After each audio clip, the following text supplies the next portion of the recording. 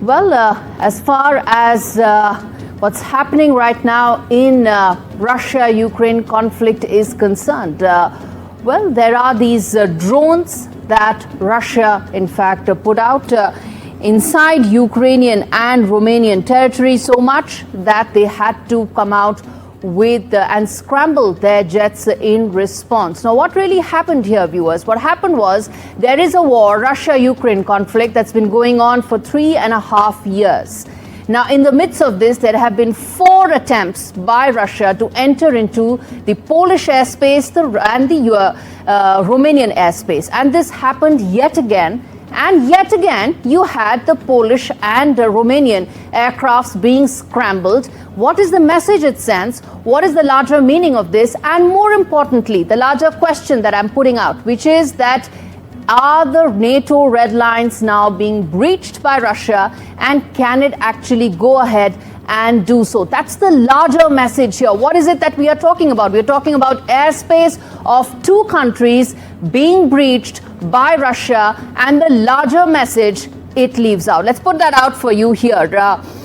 In terms of, let's go back to the previous one, which is Poland scrambles jets near the airspace near the border. This happened first for Romania, then for Poland. Next up, now how many of these incursions have happened? There have been 11 such incursions that have happened since 2022, when the Russia-Ukraine conflict actually started. So Vladimir Putin is sending out a message here, and that's the message we are decoding for you here, viewers, which is that I can enter your territory and I can do it multiple times when I enter your airspace. And what is it that NATO is going to do? Is it Putin baiting NATO? Is NATO looking at a coordinated response? Remember, if NATO does look at a coordinated response, the conflict becomes that much bigger. The war zone is not limited just to Ukraine. It becomes much bigger than that, and which is what we are decoding right here. Now, the Eastern Sentry is now fully active as far as NATO is concerned.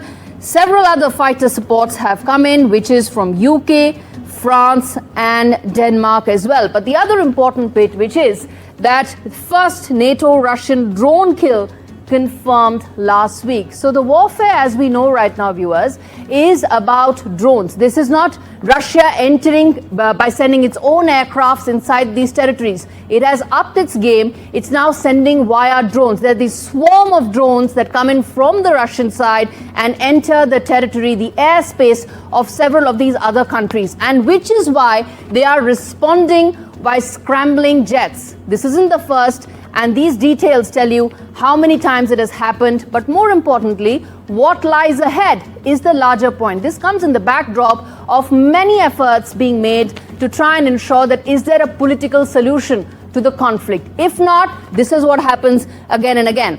Drone debris found in 30 places and 30 times as far as Romania is concerned, and NATO has said that we will defend every inch of this. Now, what really has happened? Let's play out this report that tells you more.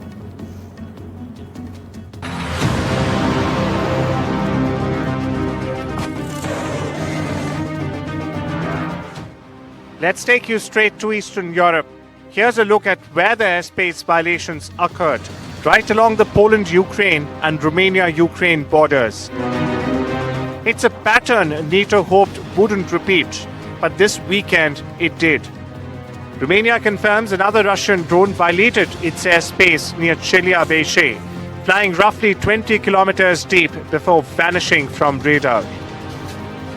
Fighter jets were scrambled, but again, no shoot down, no debris found. Further north, Poland responded in real time, dispatching jets as Russian drones hovered near its borders. The Polish PM called it the highest state of readiness. In response, NATO is ramping up. Operation Eastern Sentry is now active. Jets from the UK, France, Germany and Denmark are reinforcing airspace from the Baltics to the Black Sea. British Typhoons, French Rafales and Danish F-16s are ready in position or en route. They'll be part of a NATO air mission alongside the Germans, the Danes, the French, and it reinforces NATO's eastern flank in the face of Putin's actions. And the message to Moscow is clear. Putin tested NATO, NATO responded with unity, and the UK will play our full part. When we are threatened, we respond together. Since February 2022, drone debris has fallen on Romanian soil over 30 times, and Poland has now engaged incoming drones, destroying 3 last week. It marks the first confirmed NATO takedown of Russian drones in Allied airspace. But the bigger question lingers, can Russia strike NATO, and will it?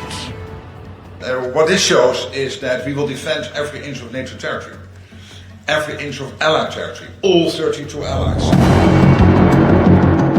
Meanwhile, Moscow continues to accuse Ukraine and its European allies of propagating anti-Russia hysteria. Across the border, Ukrainian officials allege these drone incursions are not random but well calculated. Small steps, they say, meant to test NATO's red lines. The fear that one misstep leads to a full-scale confrontation. Bureau Report, NDTV World. Well, viewers, as far as this conflict is concerned, this has been going on for 3.5 years. This is yet another effort, an attempt by Russia to test the combined ability of NATO to respond to its provocative gestures. If they do, if they escalate, this war is not ending anytime soon. If they don't, then it seems that the NATO superiority, the NATO air superiority, gets challenged again and again by Russia. It's a catch-22 situation. It also comes at a time when multiple peace efforts are being made and not succeeding. As things stand right now, there is a complete deadlock as far as those peace talks are concerned. They aren't moving ahead. There's nothing in it for Vladimir Putin to in fact come even on the table. These provocative gestures are meant to send out 2 messages.